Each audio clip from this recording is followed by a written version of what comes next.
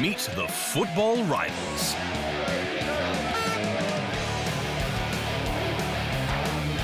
When benevolent handshakes are replaced with malevolent stares, football rivalries turn an everyday tackle into a homicide attempt and an average game into an all-out war.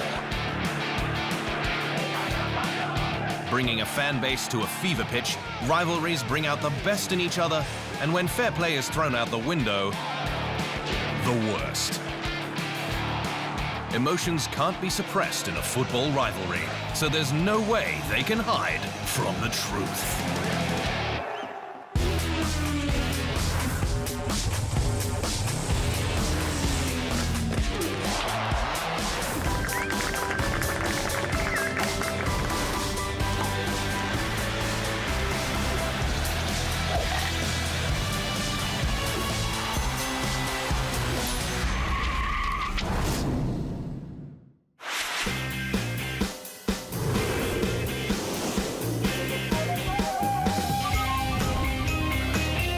Peace and love are hard concepts to convey when there are just so many bitter rivals around. In the corporate world, it's been said that the Pepsi versus Coca-Cola rivalry transcends time, distance, and culture, even if they both are masters at selling roughly the same sugary water. Geographically speaking, neighboring countries like Canada and the US, or India and Pakistan, sneer at each other like cantankerous siblings. And in football, teams have fought for bragging rights for years, and the closer they live together, it seems, the bigger the bragging rights become. It even gets personal, as football stars try scoring goal after goal and win club competition after club competition to then rub the individual honors in the other player's face. The rivalry has also been witnessed in the brands they wear. There once was a time when the Dassler brothers were a united force in the footwear industry. But after a fallout during World War II, brother Addy started his own brand using his first name and the first 3 letters of his surname. And just like that, Adidas was born.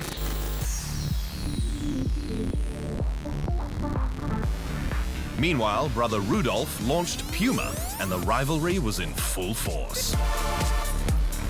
Both set up shop in their small Bavarian hometown of Herzogenaurach, creating a divide amongst locals as well.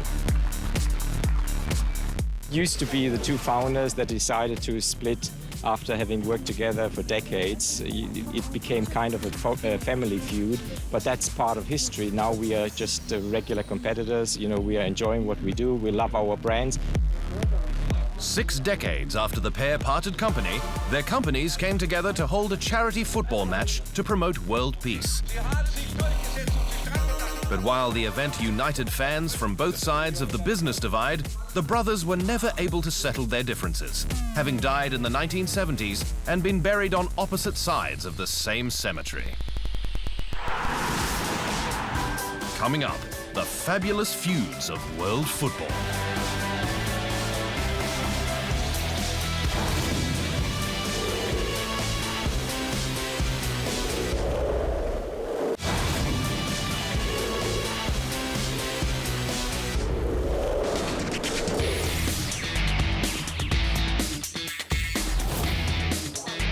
Two of football's biggest club rivalries feature teams from opposing cities. Spain's El Clásico is a battle of the football elite, Real Madrid and FC Barcelona. There's great rivalry, there is great tradition involved, reputation is involved, and when you add all of that together, it makes a keg of dynamite. And in England, just under 60 kilometers separates a rivalry tinted blood red, Manchester United and Liverpool. It's the Clásico of England, I think, is probably the most important game in England. But when the battle is between 2 clubs representing the same city, the match takes on a whole new meaning. From a fan's perspective, once you've publicly pledged allegiance to one side, you instantly become an enemy to the other. And from a footballer's perspective, you have the duty to give your fans every right to boast that allegiance and fuel the rivalry even more. First stop on the Intercity Rivals Tour is London.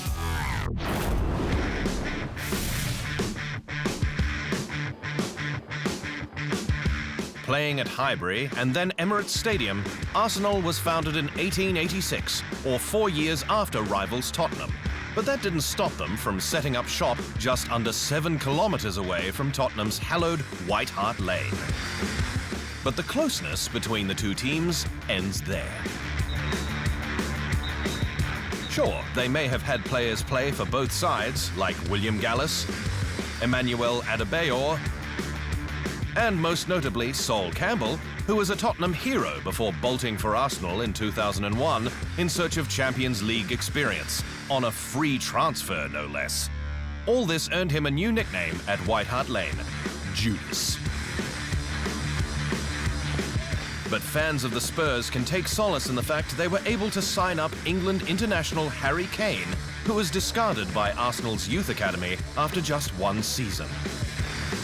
The voice out from the fans is, means that this is a game where passion is extremely high, and it's a game that represents 3 points, but in the league it represents more than that in the history of North London derbies. Meanwhile, 335 kilometres north of London, Manchester United has finally found a worthy crosstown rival in Manchester City, a team that failed to win a single derby in the 1990s. They did have some highlights, however, like the once king of Old Trafford turned City centre-forward Dennis Law and his famous backheel goal against his former team in 1974 that further cemented United's place into relegation.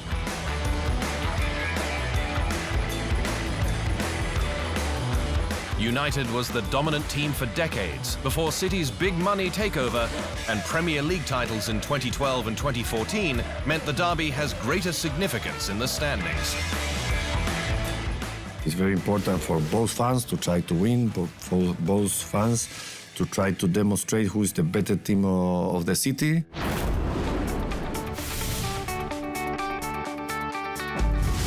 Moving to Spain, the derby of Madrid has picked up steam in recent years thanks to the resurgence of Atletico Madrid, a team forever playing in the shadows of the Stadio Bernabeu and its powerful tenant, Real Madrid. The teams couldn't be more different, with Real always seen as the establishment, thanks to their link to the Franco regime, who used the team's international success of the 1950s as a political platform, while Atletico represented the rebellion and leftist slant. Add to that Real's stadium location in the upper-class Paseo de la Castellana Street, and Atletico's Vicente Calderón Stadium near a brewery, and it's the wealthy versus the working class. Atletico has given Real a run for its money in recent years, but losing 4-1 in the 2014 Champions League final was proof there's no better stage to beat your crosstown rivals on.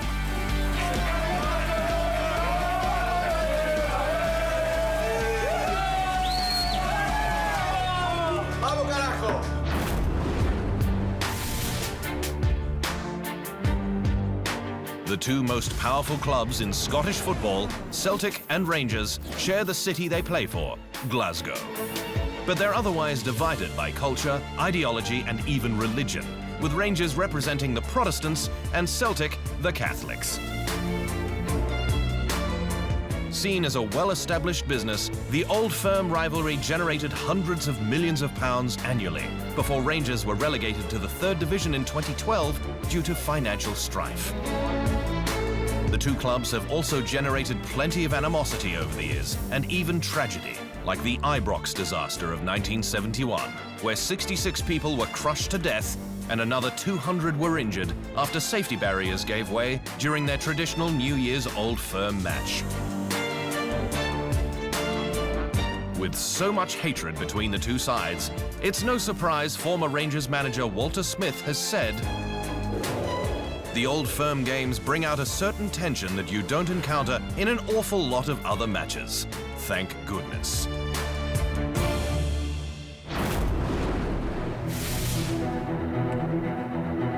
Meanwhile, in Italy, it's only fitting that the Milan rivalry was born out of a difference of opinion. In 1908, a disagreement over the signing of foreign players led a group to break off from Milan and form a new team. FC Internazionale. Curiously, when the team won its last Champions League title in 2010, there wasn't a single Italian in their starting 11. Since the inauguration of the Serie A in 1929, the Rossoneri and the Nerazzurri have faced off in what is known as the Derby della Madonnina, in honor of the statue of the Virgin Mary on top of the Duomo. But their encounters have been anything but saintly. And in the nation's capital, Rome has witnessed a bitter rivalry unfold between AS Roma and Lazio since 1929. Its greatest player has been Francesco Totti, who has played in the most number of derbies and is the all-time leader in derby goals.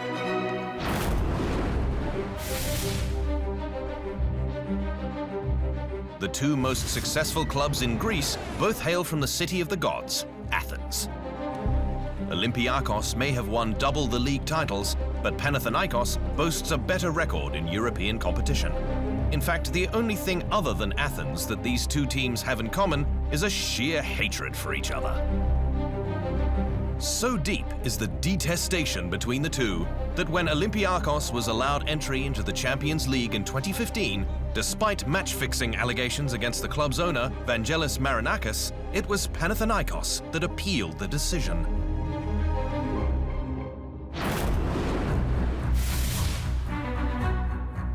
The intercontinental derby of Turkish football between Galatasaray and Fenerbahce takes place in its biggest city, Istanbul. For years, Fenerbahce, traditionally the working-class club, and Galatasaray, the bourgeoisie representative, have clashed in a rivalry that has been marred by antagonism, racism, and even murder. Perhaps the only time the fans have ever walked side by side without wanting to kill each other was in 2013, as they rallied together in protest against the government of Prime Minister Recep Erdogan.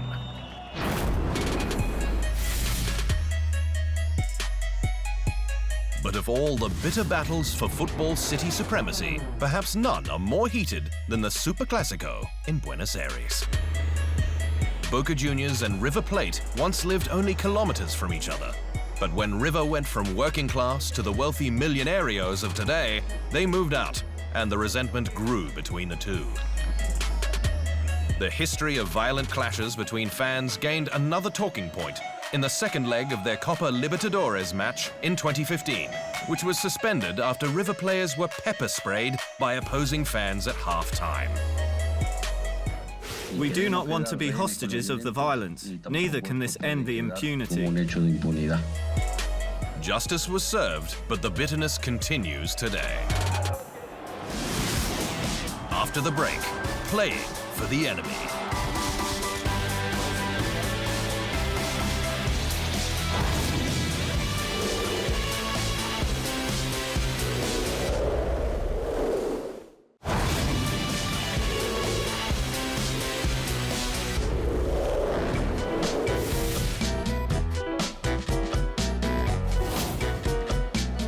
There once was a time when players wore their club's jersey with unwavering loyalty, but times clearly have changed. However, for all the mega million-dollar transfers that have taken place, the ones that really get the blood boiling is when a player signs a contract with his once rival.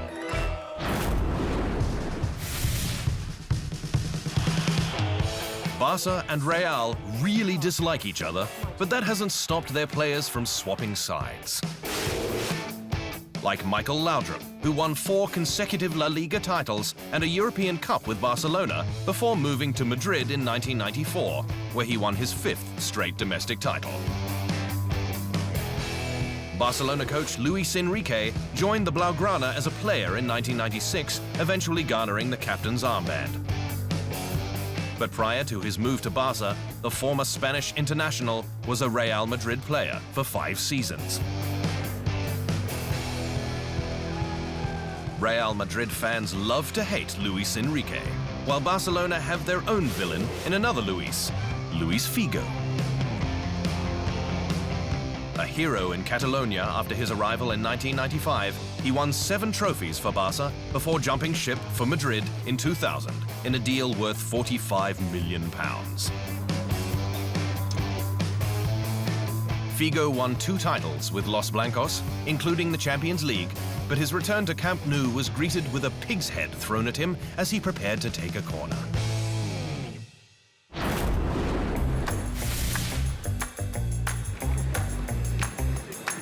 But of all the high-profile transfers, few loved to see how the other half lived more than Ronaldo. The Brazilian played 1 memorable season with Barcelona back in 1996, scoring 47 goals in just 49 games, before moving to Inter in 1997. The team saw him score 59 goals in 99 games, scattered over 5 seasons, while patiently waiting for him to nurse his various knee injuries before he left for Barcelona rival Real in 2002. There, he scored more than 100 goals for Madrid, before leaving them in 2006 for Inter rivals AC Milan. In all, he scored 9 times in 20 matches for Milan, including a goal against Inter in 2007, making him the only player to score for the 2 Milan teams in the derby.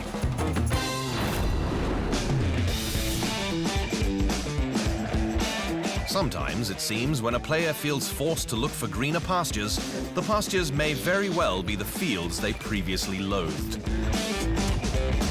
Such was the case for the monster goalkeeper from the Czech Republic, Petr Cech, and Chelsea FC. Cech had won 4 Premier League titles, 4 FA Cups, and a UEFA Champions League with the Blues, but things at Stamford Bridge were changing.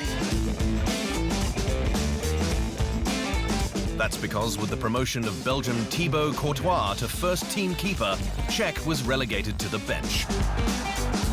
And after appearing just 7 times in the league during the 2014-15 campaign as a 33-year-old, Cech still thought he had enough left in the tank to make a massive difference. Of all the interested parties, there was one who stood out above the rest, Chelsea's rivals at Emirates Stadium, Arsenal. It's tough in a way, even for me and for some Chelsea fans, but I think it was the right decision for me to make because, as I said, I'm in the stage of the career that I'm far from being finished and being happy to sit on the bench. To come here because he knows that he's going to get some pressure and some esteem from the Chelsea fan because he's a hero there. He still wanted to compete in the best league in the world and one of the best teams in the world as well, so it says a lot about him. One of his first matches was in the Community Shield against his former side, shutting them down in a 1-0 victory. Not all Arsenal-Chelsea transfers have a happy ending. Case in point, Ashley Cole, who went from the Gunners to the Blues in 2006, searching for more money, only to find himself labelled Cashley by his old faithful. Or Cesc Fabregas, who went from Arsenal to Chelsea via Barcelona. I could understand Fabregas going back to Arsenal because it's his house, he was captain there, but I couldn't never imagine Fabregas in Chelsea. But for the most part, fans have forgiven the gentle giant for the defection. Imagine if Argentina beat Germany at the 2014 World Cup in Brazil. That would have added the ultimate insult to injury in a tournament the locals have already deemed devastating, having lost to the Germans 7-1 in the semi-finals. But imagine if Brazil indeed made the World Cup final and faced off against Argentina. That would have been the biggest game between the biggest rivals in international football.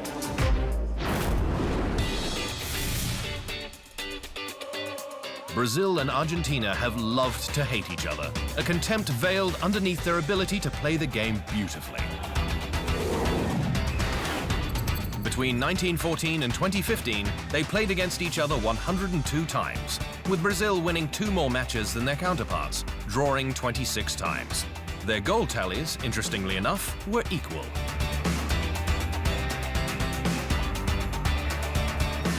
They've had some serious moments of contention in past World Cups, including their 1982 encounter, which saw Diego Maradona sent off for kicking João Batista in the midsection, and their 1990 clash. Labeled the Holy Water Game, the Brazilian players allegedly had their water bottles spiked by Argentine collaborators to hamper their performance. It worked. Argentina won 1-0, but lost in the final to, guess who? Germany.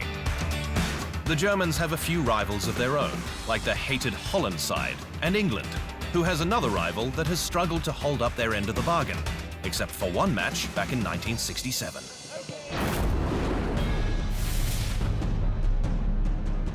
England and Scotland have hated each other for centuries, ever since Scotland's hero William Wallace led the nation in its battle to free itself from English rule using his trusty steel sword. Wallace was executed by the English king in 1305 because of what they saw as his treason against the English crown. But also that laid the foundation, of course, for the development of the modern Scottish state, which followed on from that.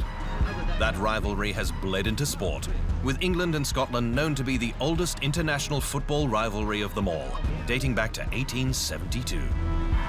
The pair will duke it out for a place at the 2018 World Cup, the first time they've been drawn against each other in non-playoff qualifiers for a major tournament, which brings back memories of their greatest football accomplishments, ones they happily throw in each other's faces.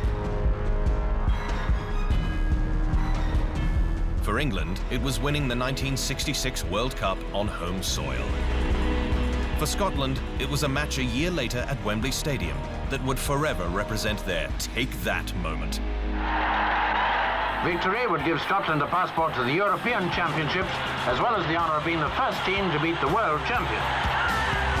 With goals by Denis Law, Robert Lennox and James McCalliagh, Scotland did just that, winning 3-2, despite a last-minute goal from 1966 World Cup hero Geoff Hurst.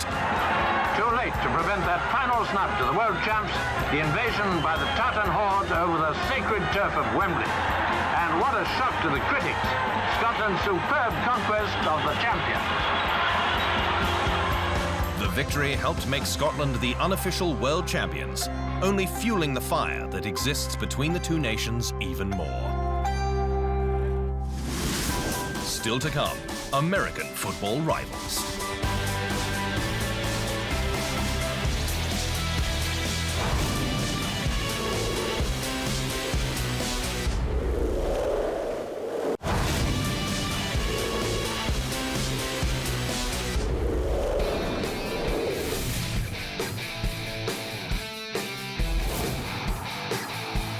February 1st, 2015, quarterback Tom Brady led the New England Patriots to a last-gasp 28-24 victory over the Seattle Seahawks in Super Bowl 49. It was his fourth Super Bowl title, tying Terry Bradshaw and Joe Montana for most ever. Just over a year later, quarterback Peyton Manning led the Denver Broncos to a convincing 24-10 victory over the Carolina Panthers in Super Bowl 50. It was his second Super Bowl title, becoming the oldest QB to ever win a Super Bowl at age 39, and the first QB to win a Super Bowl starting for two different teams. It's a modern-day rivalry NFL fans have argued for years. Who's better at the position? Head-to-head, Brady beat Manning 11 out of the 17 times they faced each other, although out of their playoff clashes, Manning won 3 out of 5. Their final battle was in the 2016 AFC Championship game, which saw Tom Brady outplay his counterpart, but still end up losing 2018. The man known as the Sheriff won his final game before calling it a career and riding into the sunset. When I look back on my NFL career, I'll know without a doubt that I gave everything I had to help my teams walk away with a win. There were other players who were more talented, but there was no one who could out-prepare me. And because of that, I have no regrets. Manning is the NFL's all-time leader in every statistic that matters for a QB. But Brady has won more Super Bowls. The on-field rivalry is over, but the battle in the history books of America's game wages on.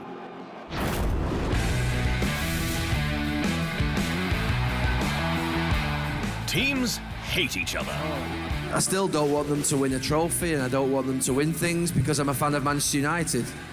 But Fans hate each other. Even coaches can hate each other. You know, he's a specialist in failure. I'm not. But studies have shown that hate comes from fear. And if that's the case, if these rivals fear each other, ultimately it's because there's something about the other team, fan base, or coach that they secretly wish they had themselves. And that is the truth.